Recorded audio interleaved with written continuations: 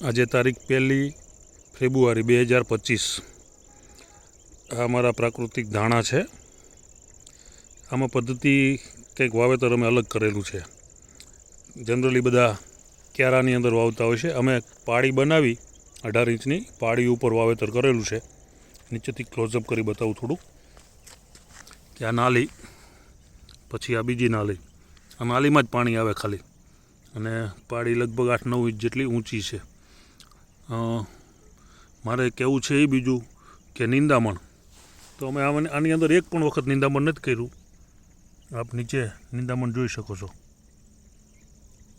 આખા ખેતરની અંદર એટલું નિંદામણ હતું, પણ એ નિંદામણથી ઉપર બધા દાણા નીકળી ગયા છે અને આખું ખેતર એકદમ ફ્લાવરિંગ સાથે સફેદ ચાદર। એટલે ઘણા બધા ખેડૂતોનો પ્રશ્ન એવો હોય છે કે નિંદામણ જમીનને શોષી લે અને પાકને એના જે ભોજન મળતું એમાંથી ભાગ પડાવે।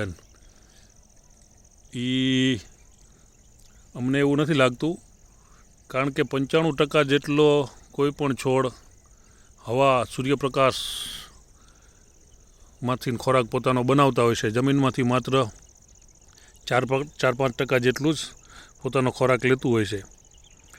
તો અમે ગયા વર્ષે પણ આ જ રીતે મેં ધાણા બંધ કરેલા, કોઈ પણ પ્રકારનું નિંદામણ નહીં કરવાનું, એટલે ખોટું નિંદામણનો ખર્ચ ન લાગે અને એ જ નિંદામણ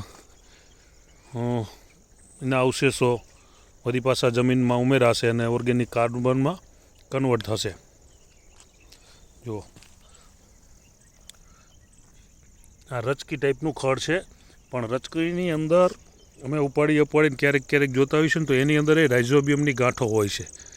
તો એનો મતલબ એવો છે કે રાઇઝોબિયમની ગાંઠો હવામાંથી નાઇટ્રોજન ફિક્સેશન કરીને છોડને આપતું હોય।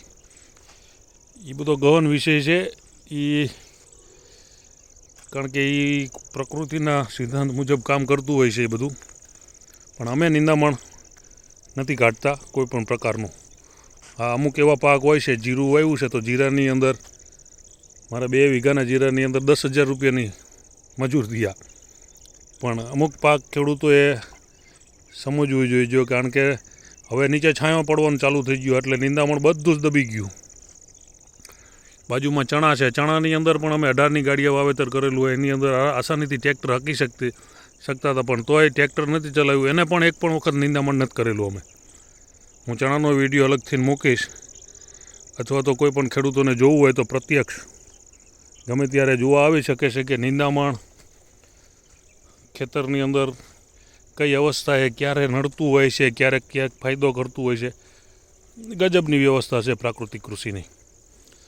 આ એકદમ સારામાં સારા ધાણા છે। આ છેલ્લું પાણી હવે આપવાનું છે, એક પણ સ્પ્રે નથી આપેલો, નથી પાયામાં કોઈ જીવામૃત, ઘન જીવામૃત કોઈ જ વસ્તુ નથી આપેલી, કારણ કે આવા પાકને બહુ ઓછી જરૂર પડતી હોય છે, કુદરતી રીતે થઈ જતા હોય છે।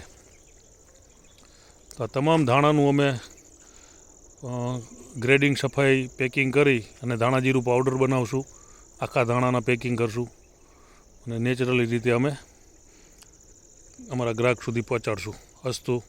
શ્રી વિનુભાઈ વરમોરા, શ્રી ગોવર્ધન પ્રાકૃતિક ફાર્મ, ગામ હરિપર, તાલુકો ધાંગધ્રા, જિલ્લો સુરેન્દ્રનગર, મોબાઈલ નંબર 99 094 58 9 11।